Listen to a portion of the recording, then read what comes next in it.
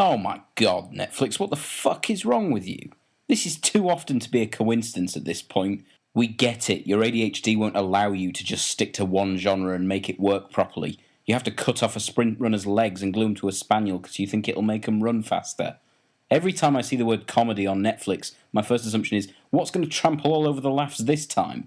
I mean, last time, I was somewhat disappointed with BoJack Horseman. I know digging up that particular subject is ill-advised, but come at me, shit muffins. I have time on my hands and a tiny platform to shout off. What do you have? You see, my problems were that it tried to marry comedy and drama in a way that felt about as comfortable as sitting on a chair made of broken glass and scrap metal in Sheffield. I almost feel the need to apologise now that I've gained some perspective.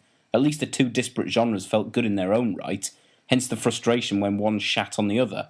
It was like watching two respected actors fighting over a bacon sandwich. Santa Clarita Diet, on the other hand, is like watching Donald Trump sodomise Nigel Farage, an awful spectacle made of awful components that you sincerely hope ends with AIDS.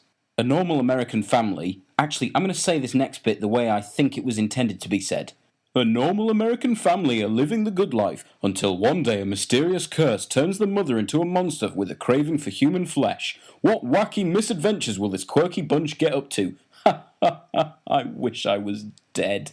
This is one of the most baffling shows I've ever seen, so I guess if you want to see something completely new, have one of the nurses on your ward project this onto your padded walls. If you're a functioning member of society looking for something funny or interesting, then hard cheese, fuckface, your princess is in another streaming service.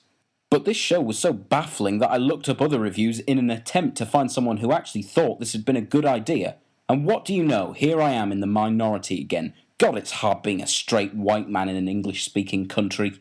The general consensus I found on a certain aggregational website that for some reason uses fruit as its yardstick said that the show has an excellent cast, which is a phrase rapidly losing any meaning. I guess Drew Barrymore is a name I know. I don't think I've ever met her or found her to be nice. And sure, I've heard of Timothy Oliphant. I just assumed he was some kind of cartoon character. It also made the claim of frequent laughs. Not to sound rude, but you can fuck off, you lying cunt. It also said that the gore might not be to everyone's taste. That was never a problem. In fact, it was one of the few things that didn't bother me. Maybe I'm weird and wrong, but hey, if it's wrong to only be able to achieve orgasm when covered in at least a pint of blood, then I don't want to be right. I know I'm as much of a voice of the people as Peter Andre is the voice of modern medicine, but I really can't say who this actually appeals to. Comedy fans will be put off by the bright colours and happy people. Oh, and I guess because also it isn't funny.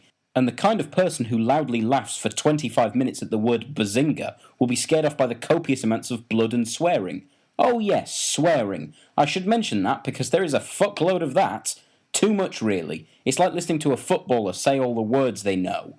Now, I understand that I'm not exactly one to make that comment. I swear like Brian Blessed after stubbing his toe. But it's always legitimate, for emphasis, comic effect, and sometimes fucking punctuation, you cunt.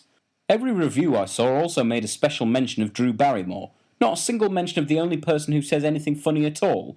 If you can find a compilation of every Mary Elizabeth Ellis moment, then go ahead and watch it. Sure, it isn't perfect, but you've seen the best it has to offer, and you can use your remaining time to watch my stuff at least twice. There'll be a test. I guess the best word to describe it would be frustrating. Some of the decisions made were just so strange, and would easily have been improved with a slight tweak. Things like, don't use so many words in that line. Look up brevity. It isn't some kind of baking appliance. What is the point of this scene? Do we need it? Maybe it isn't helpful to work through the minutiae of this show's problems. Sure, that jigsaw piece isn't perfect, but why spend time working on it when its function is to be part of a giant picture of a dilated anus?